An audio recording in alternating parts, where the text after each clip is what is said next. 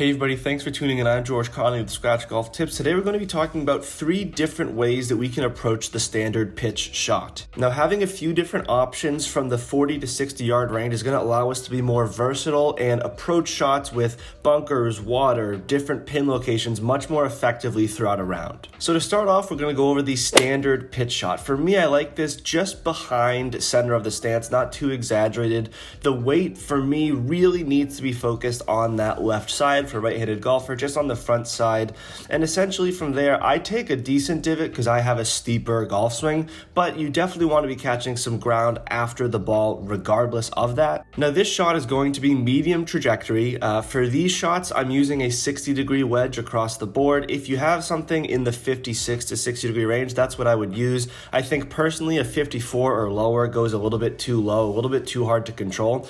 But with these shots, you're going to have a fairly standard ball flight for a pitch with a 60-degree wedge, and if struck properly, you should get a little bit of backspin, not enough to where it will suck back, but if it lands, goes about 2 feet forward, it's probably going to stop right around that range. So if you're aiming right at a pin, you want to aim this just a few feet in front of the pin and have it cozy right up to the hole. This next pitch is the low spinner, which I think is a really great shot to have, especially when there is a pin tucked in the back of the green. This is a ball that you can land, have it roll out a lot, and then stop. Some people call it the 2-hop and stop because it does move a lot until that backspin does kick in. So for me, I like to really feel a downward acceleration into the ball. I have this ball much further back in the stance, and I really chop at it. A huge key to this is acceleration through impact. You're not going to get any level of backspin unless you're really accelerating through the ball. So you are going to absolutely need a shorter golf swing.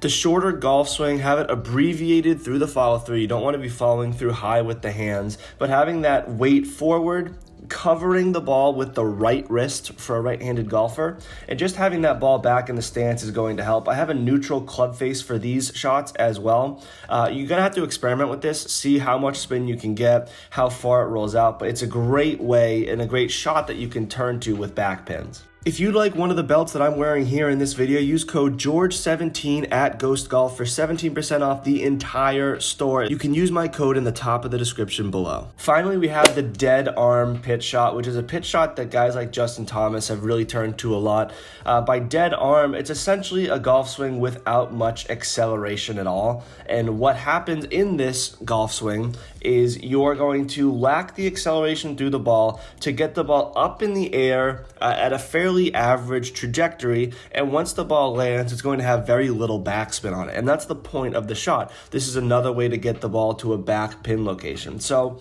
it may feel a little bit unnatural. This is absolutely a shot that you should be practicing before you take it out onto the course. For me, ball position here is fairly center, maybe a little bit front of center. I have a little bit of an open club face just to help get that ball in the air even more from the 60-degree wedge, and I have a very long swing.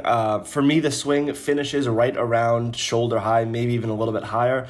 Because of the lack of acceleration, this ball isn't really going to go anywhere. I think of it as simulating the ball coming out of thicker rough. If you've ever hit a wedge shot out of thick rough, you know that the ball it just feels kind of dampened out of there and it rolls out a lot. This is what you're simulating through hitting it off the fairway without that acceleration through the impact. So that means that if you are in the rough, then this shot is kind of obsolete. You don't need to hit a dead arm shot out of the wedge. The only reason to hit a dead arm shot is in the fairway if you're trying to take some speed off of the golf ball. Play around with these different shots and try and gain enough confidence in all 3 of them to where you can turn to them on the golf course. These shots are a great way to really dial in your scoring, not only on par 4s where you might have you hit a short shot or you may be a little bit out of position, but also on par 5s. This is a really popular distance for par 5s. If you're playing a 520-yard par 5 and you can't reach in 2, if you can lay up to about 50 yards and you have these shots that you can turn to, it's really going to help your score and get some confidence around the greens so that you can get up and down, make some birdies, lower your scores.